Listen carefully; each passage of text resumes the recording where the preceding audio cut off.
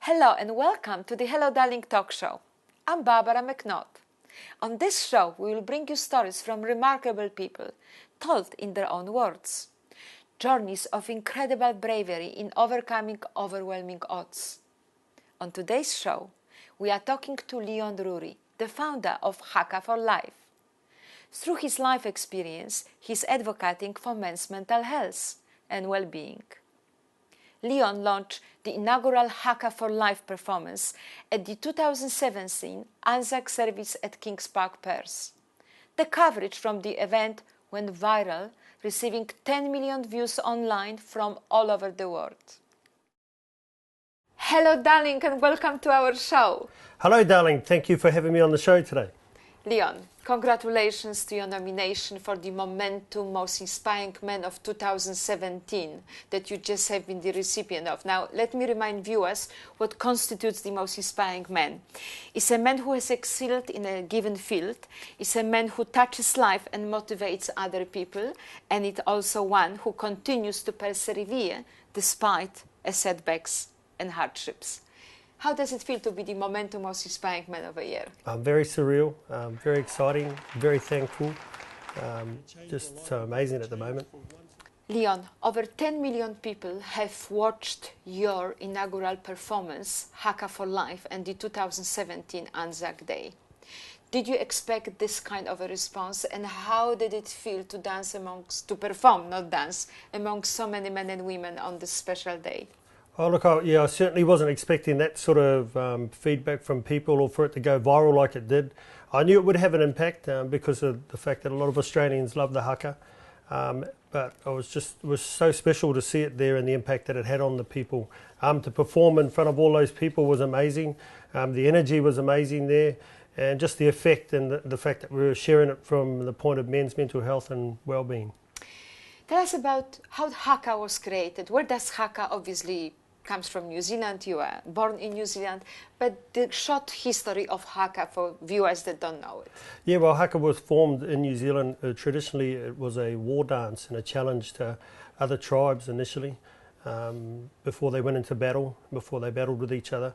Women actually featured in haka from the point that they encouraged men to perform the haka and used to perform it themselves as well too. So it's got a long history. Over the years, though, it's more developed, I think, from a war dance and a challenge to people being able to use it to express thankfulness, to express their love to other people on special occasions for times that they'll perform it, ANZAC Day being one of them.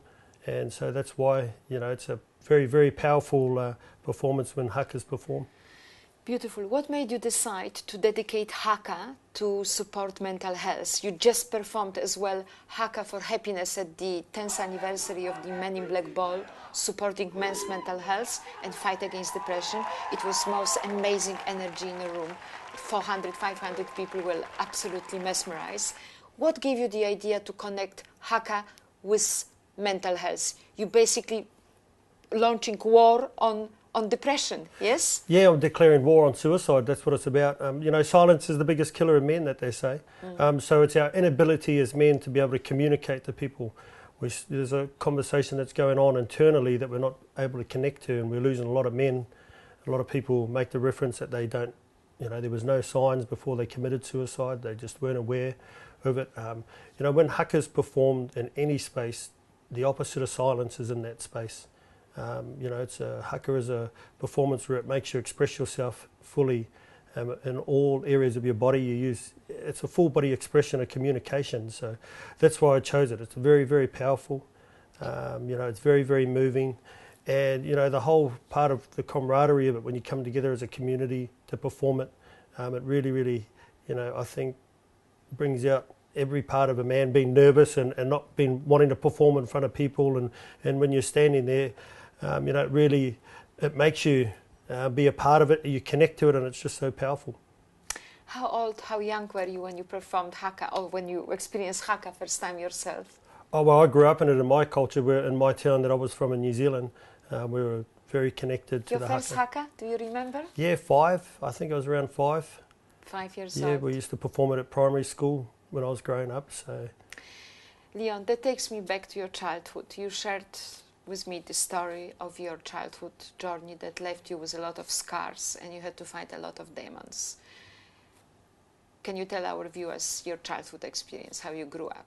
Yeah, look, I grew up in a tough town in New Zealand, a loving town though. It's it's still home for me. I have lots of fond memories. We're a very close community. We grew up in a marae in New Zealand, Turonga Wawe marae. So we're very connected with family. Spent a lot of time around our culture. But inside of that too, can be very tough and brutal at times. Growing up as a child, discipline, from my dad was quite brutal at times. But it was something that was in the culture at that time for a lot of people. I don't think it's a story that is solely one that I had the experience of. But some of the beatings that I suffered as a child were quite full on. There were times when you just hide things in the house when you knew it was coming, just out of fear. I grew to learn that as I got older that I actually had developed anxiety from it, and I had no idea. I just thought I was nervous and stuff like that. But it would come from those experiences of being young. Sexually abused when I was young as well. And that has a massive impact it had a big impact on my mind. Yeah. Growing up, my perception sexually, I think it's something that really damages a person when they're sexually activated at such a young age, and it really, really impacts them. So, that was sort of the background as such. I mean, I grew up playing sport as well, rugby league town, so yeah. I love sport, always been very sporty. So, and amongst all these parts of having love and happiness, there was also, other sides of life where, they were quite challenging.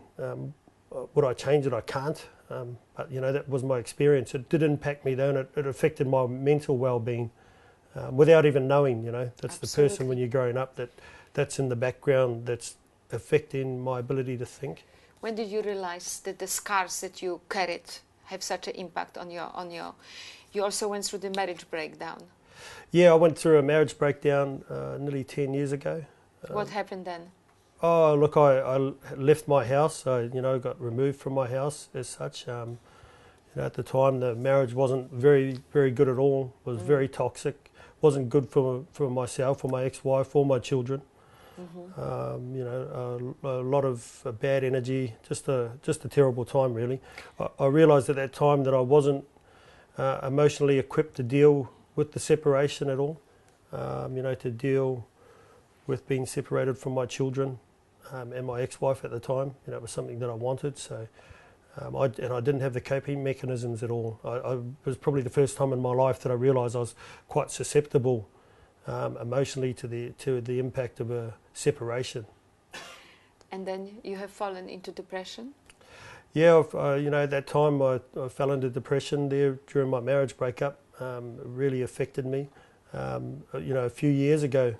Even, that was 9 years ago when my marriage broke up, but, as early as 2-3 years ago, I suffered depression again. That was a bit different because it just came out of nowhere, and I didn't really, understand what was happening or where it had come from, but it had quite an impact on me. How did you turn it around? What made you turn around and get right again?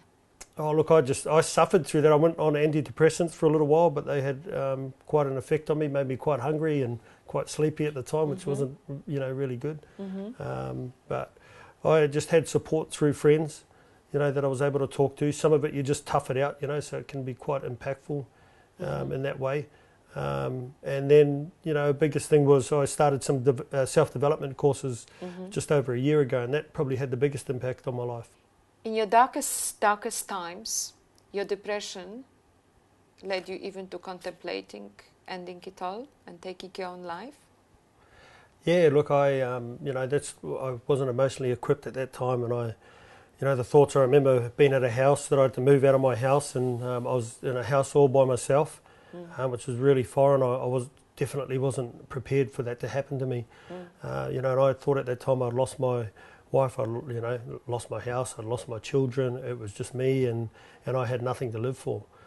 So I wanted to kill myself, and that's where I was. I just couldn't stop my head from turning. The thoughts, and just like a pressure cooker in my mind, which I couldn't stop. And I lived on a property at that time where there was a lot of trees, and You know, I just thought I'd be better off swinging off a tree just to make my mind stop. And you know, yeah, it was a bad time. What turned you around? How did you help?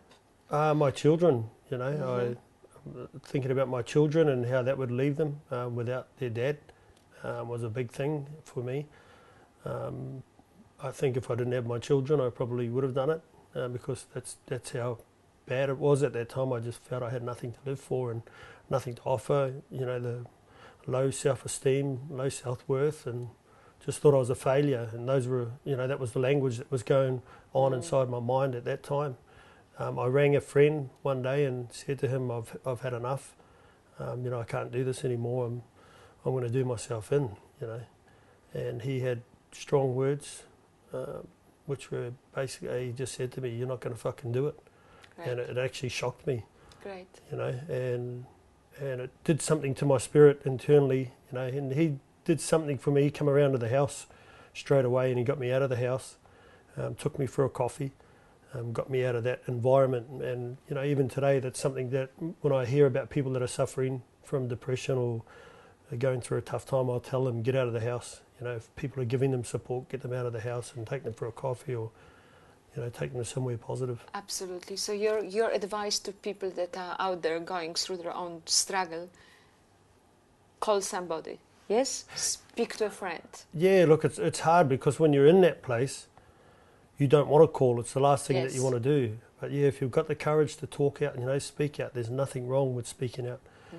It's okay not to be okay, you know, to reach out. It's, yes. You know, and if you're someone that is supporting someone, you know, don't be afraid to have that conversation with them, to ask them if they're okay.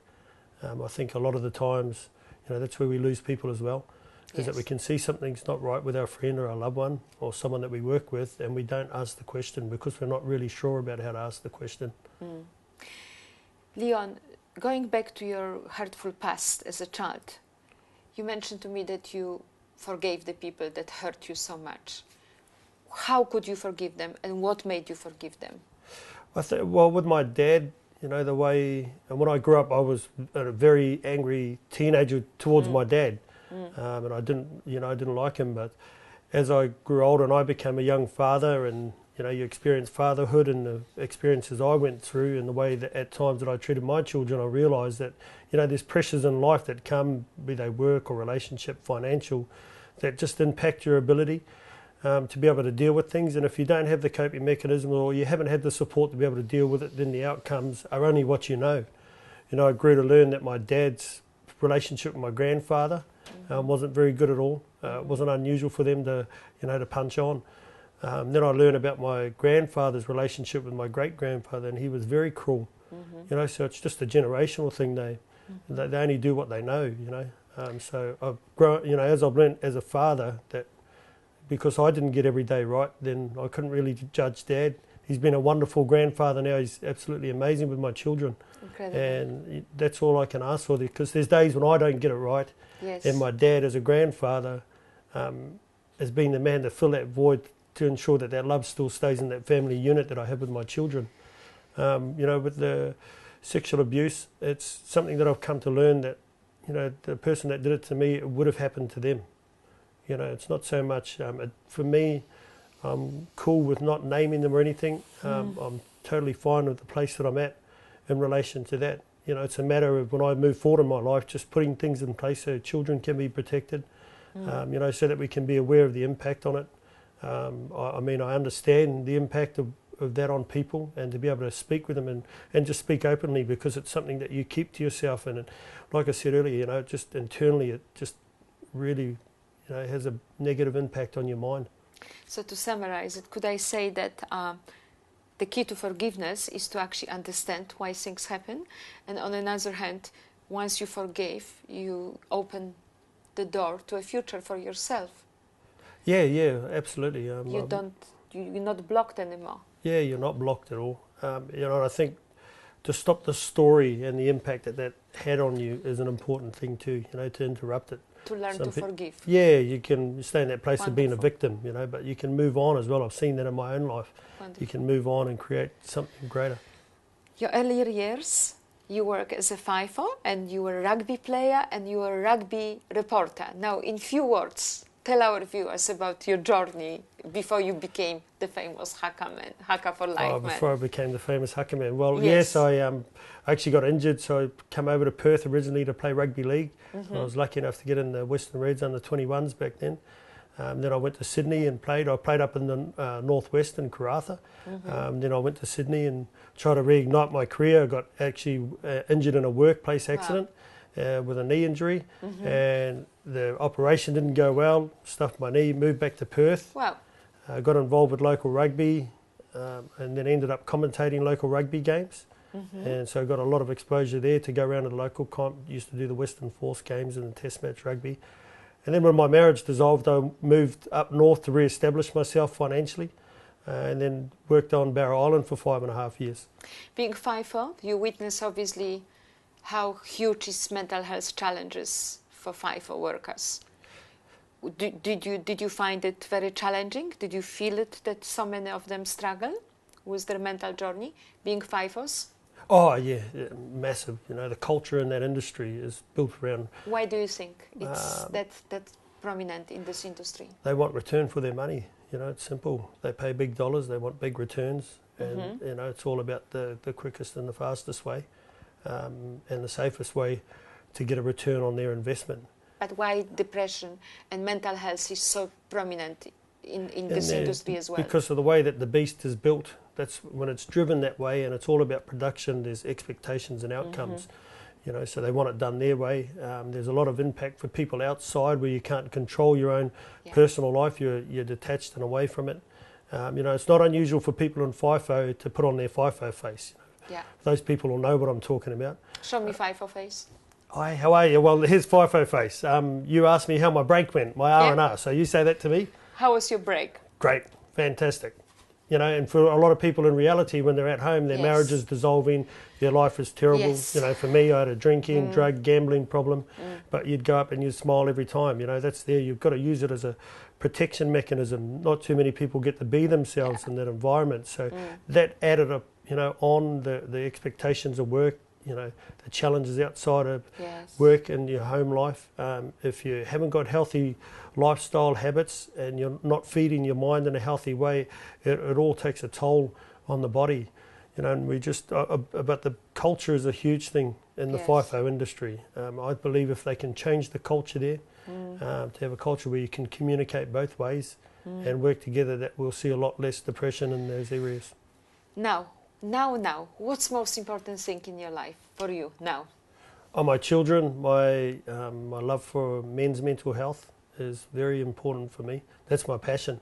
You know, that's what I want to continue to be an advocate for men's mental health, to grow my message out there in the world, and, you know, to see men transformed and restored in some areas, and, you know, just powerful in their lives. Beautiful. What's your vision for Haka for Life, Haka for Happiness? What's your vision? I want to see it worldwide, you know. I want to do it on ANZAC Day again. It'll be there annually.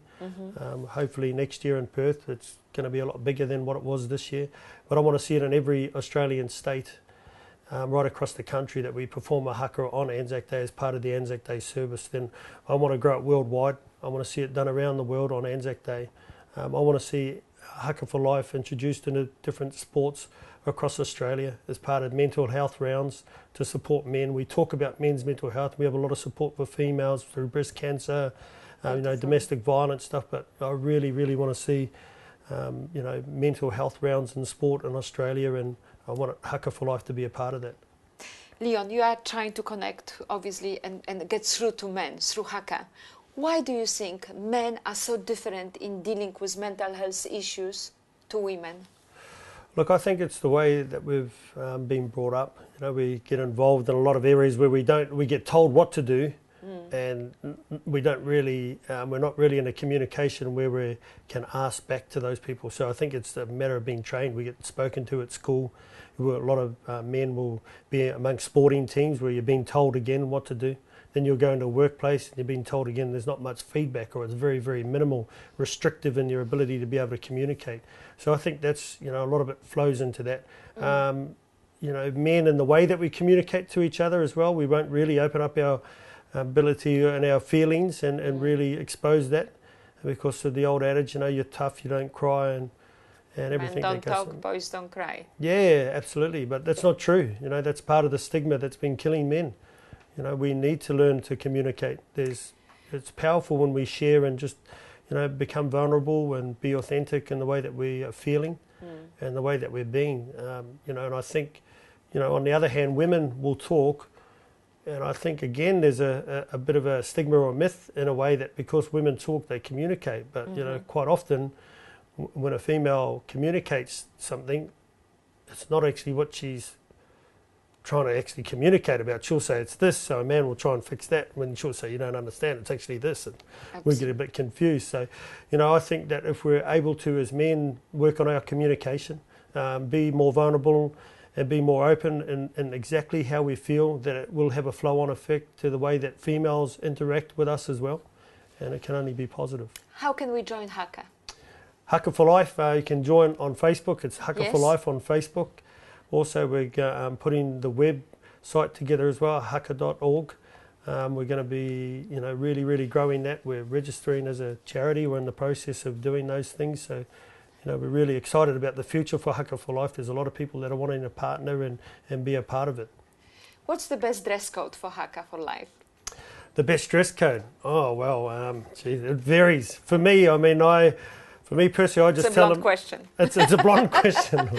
Some people might say with their shirt off, but I don't have a six-pack anymore. So, Darling, you should launch a Haka for Happiness, Haka For Life clothing range. Yes, well, I'm actually going to be we're going to be doing those T-shirts and hats, and you'll see those soon. Haka For Life, so we'll have T-shirts and that out there. But I'm happy for people to come as they are. Absolutely, because that's what it's all about. Yes. Magic wand. I give you magic wand. What's your wish? One wish with magic wand. One wish with magic wand. Oh, well, for Haka For Life to be known around the world. I wish you that all of this come true. Eh? Yes. Thank you, Leon. Thank you so much for joining Hello Darling. And I wish you all the success and the world responding to Haka. Thank you so much. Thank you.